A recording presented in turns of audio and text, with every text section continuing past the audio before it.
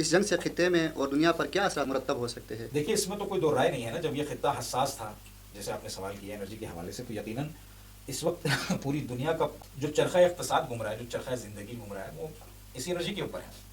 आपको गैस चाहिए, आपको तेल चाहिए, बेसिक आपकी नेसेसिटीज़ है। जब आपके पास ऑयल नहीं होगा, गैस नहीं होगा, तो आपके बहुत सारे काम अधूरे रह जाएंगे। जी।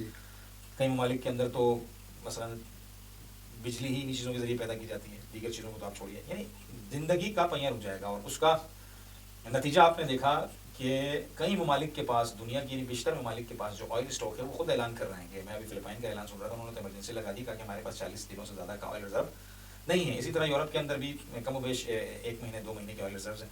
और आपने देखा इंडिया के अंदर तो इस वक्त हालत बुरी है, चूँकि आबादी ज़्यादा है, 1.25 अरब की आबादी है, तो उनकी नीड भी ज़्यादा है। तो आप नए हरमुज़ का बंद होना, और फिर आप देखेंगे रास लिफान के ऊपर जो ईरान ने अटैक किया, उसके इसराइली अमेरिकी अटैक के बदले जब इनकी गैस प्लांट पर किया गया, तो चूँकि रास लिफान के अंदर 50% जो है वो अमेरिका की शराकत है, इसलिए ईरान ने यह पहली वाज़ेह कर दिया था कि हम उन्हीं जगहों को मारेंगे जहाँ पर अमेरिकी या इसराइली शराकत होगी।